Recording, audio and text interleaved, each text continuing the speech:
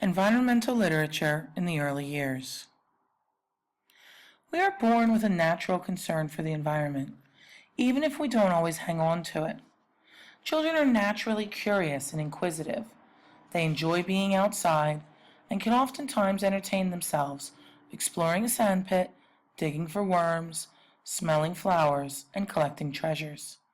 But when and why do children lose that keen enthusiasm for the outdoors? When they are forced to sit for hours on end, still and quiet, learning from a teacher, when the outdoors beckons through the windows of the classroom. This is when they become disconnected from the outdoors. Although we cannot take away all time spent learning in the classroom, skilled teachers are able to introduce activities and literature that promote learning and a love of the environment, using hands-on real-life experiences. Joseph Bruchac's The Circle is the Way to See offers insight into why environmental literature should be introduced to children at a young age and should be incorporated into all disciplines across the curriculum. Bruchac starts his story with a traditional Native American tale called Glooskap and the Four Wishes. In this tale, the main character is Glooskap, a trickster figure for the Native Americans, who goes out to hunt for game but finds no animals. He goes home to his grandmother and bemoans his fate, his lack of luck hunting,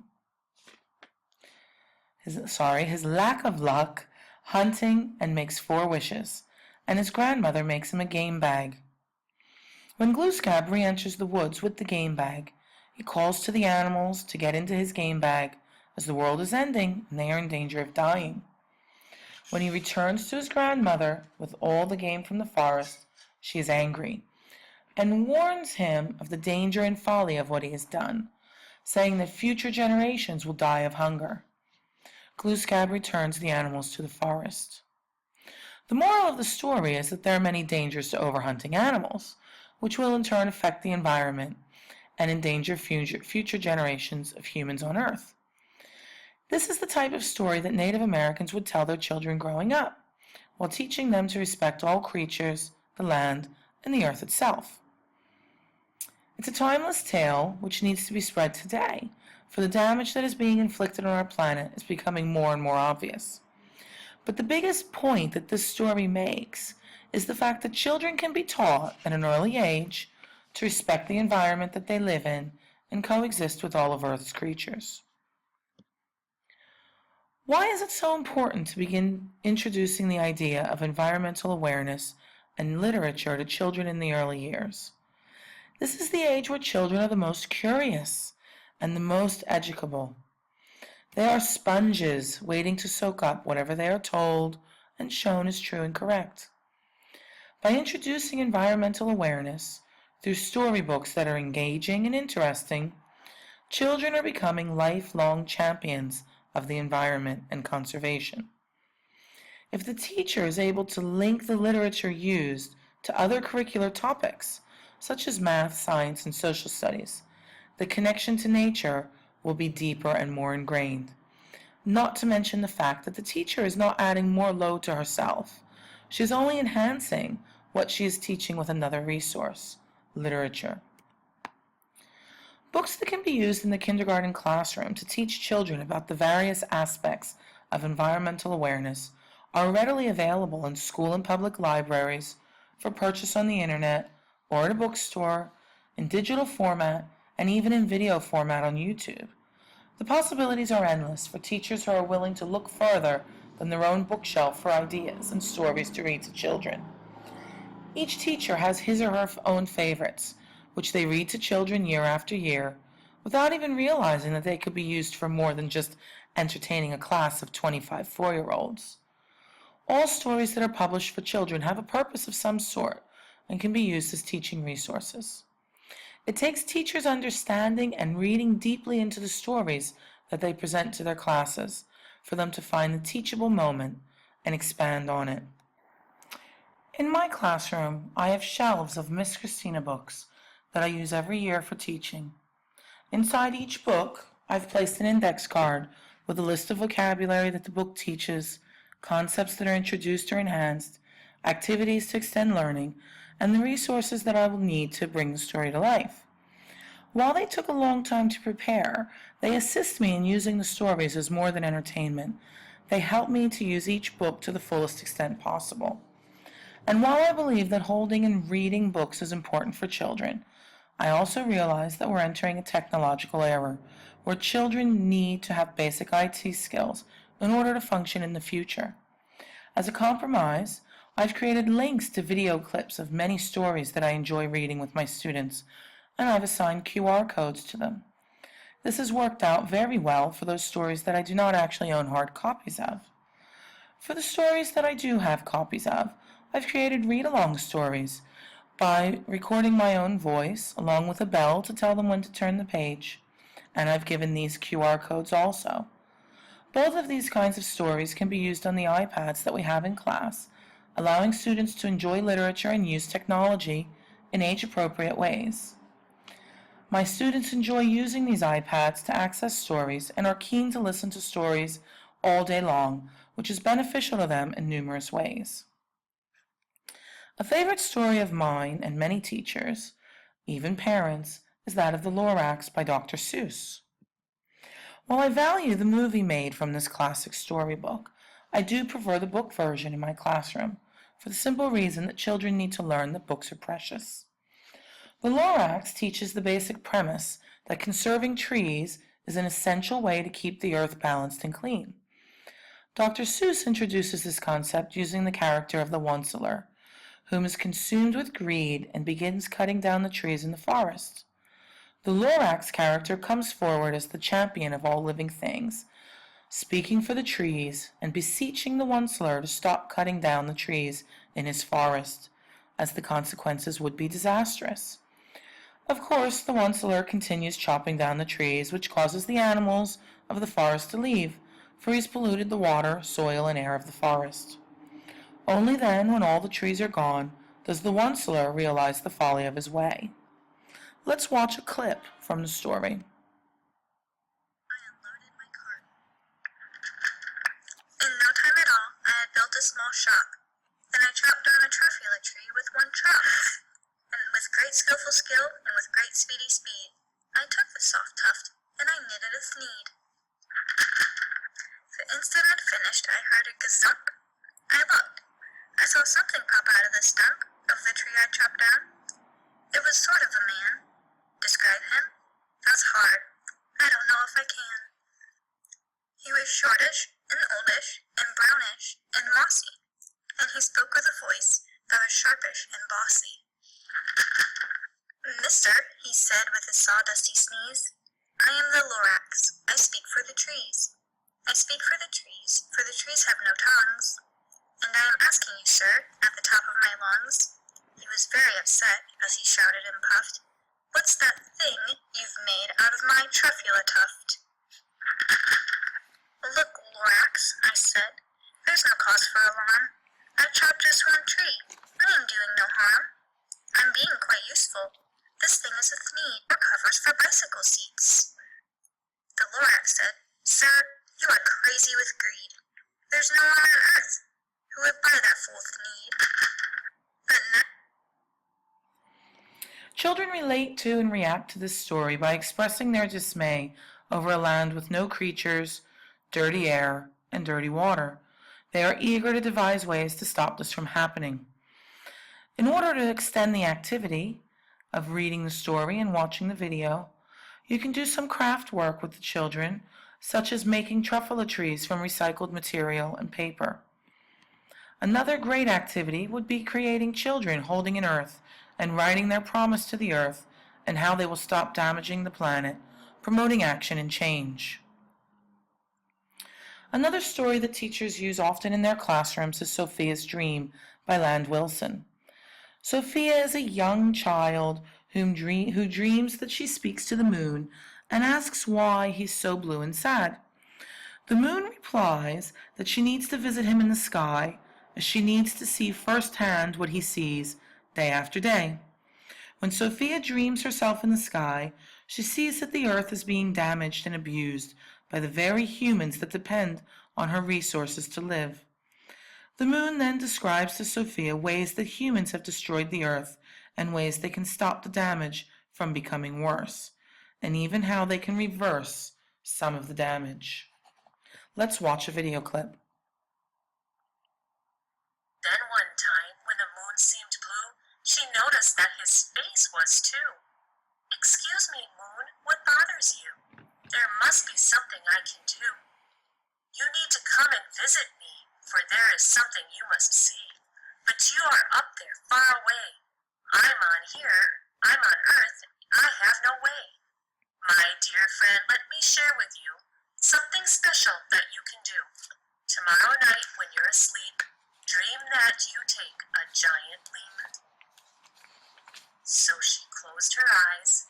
In her mind, Sophia left the earth behind.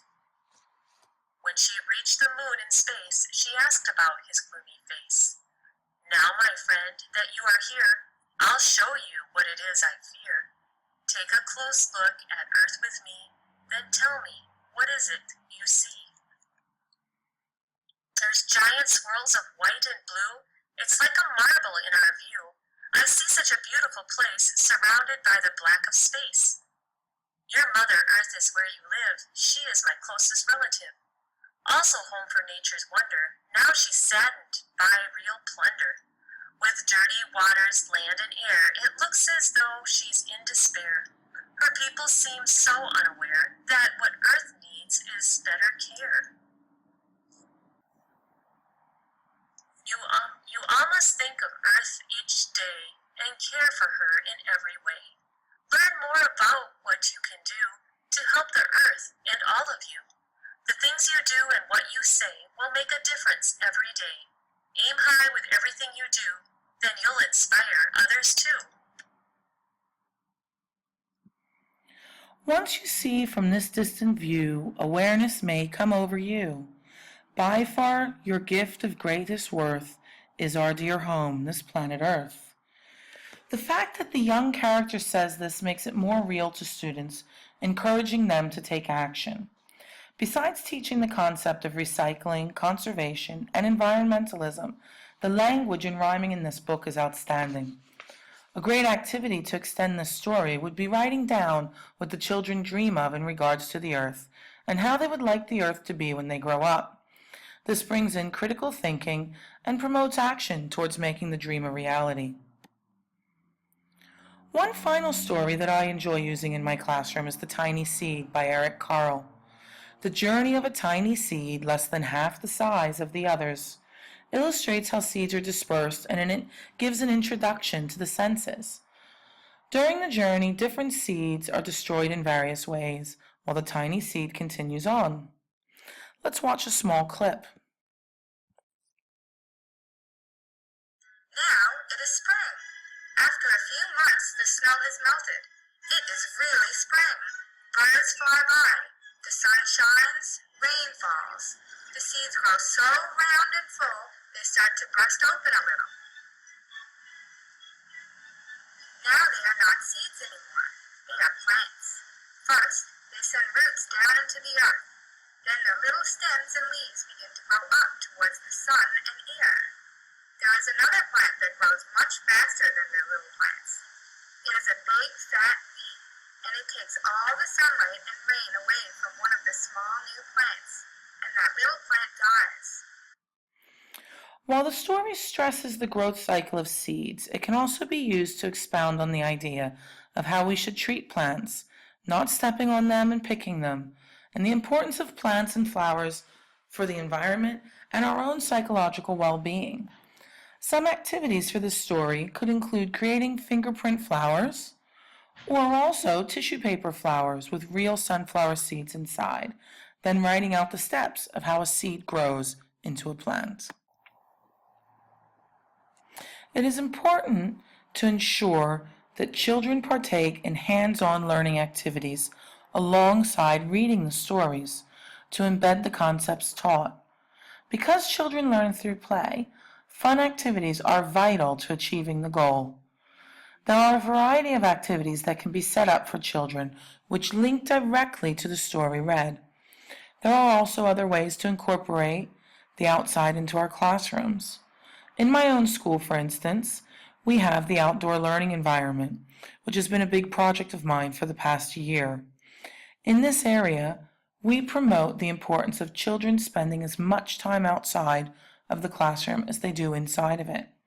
In the following photographs, you will see children engaging in learning while outside, except for the instance of the pumpkin activity, as it was raining on that day, which is very rare where we live in Egypt, so we moved inside just for that day.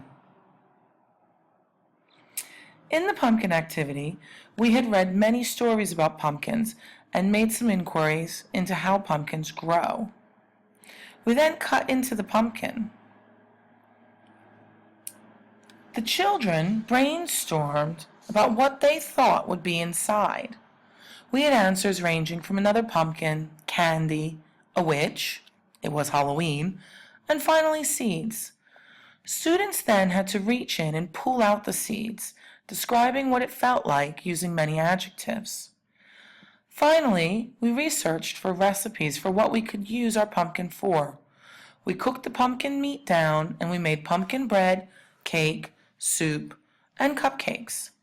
In this lesson, the students learned many skills and information, using math skills to measure, IT and research skills to find recipes, and language arts skills in many different ways.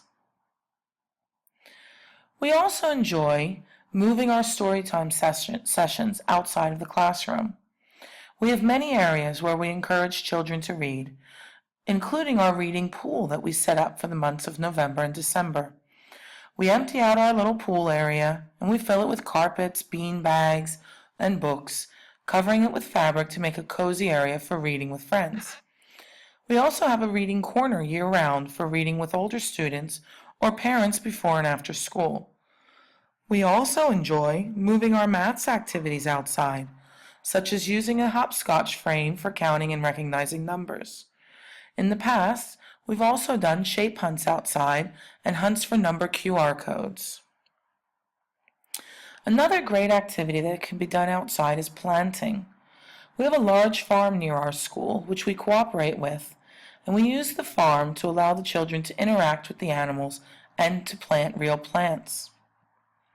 We also have our own plantings in the outdoor learning environment, where students are in charge of caring for the plants on a rotating basis. They are encouraged to bring seeds from home and can often be found drawing pictures of what they observed happening in the planters or recording the growth of plants on charts. Having access to live animals is a great way to teach children and engage their interests. In our outdoor learning environment, we have tortoises roaming freely. Children have been taught how to respect them, how to feed them, care for them, and handle them. We trust the children to do so. The tortoises can often be found in the classrooms as they enjoy wandering around and getting out of the chilly morning weather of Cairo. The farm next door is also always willing to let us come and play and feed the baby goats, which the children always enjoy. Riding the farmer's horses, donkeys, and camels is always a great treat also, which helps the children learn to be risk takers and try new experiences, besides learning how to respect the animals that are taking us for a ride. While some people may think that school is for learning the alphabet and numbers, I firmly believe that school is for so much more. Yes, we learn to read and write and add and subtract, but we also learn to cooperate, to respect ourselves, to respect others, and respect the earth, to care for animals. We learn about life cycles. We learn about life. We experience our learning, making our learning much more real and authentic.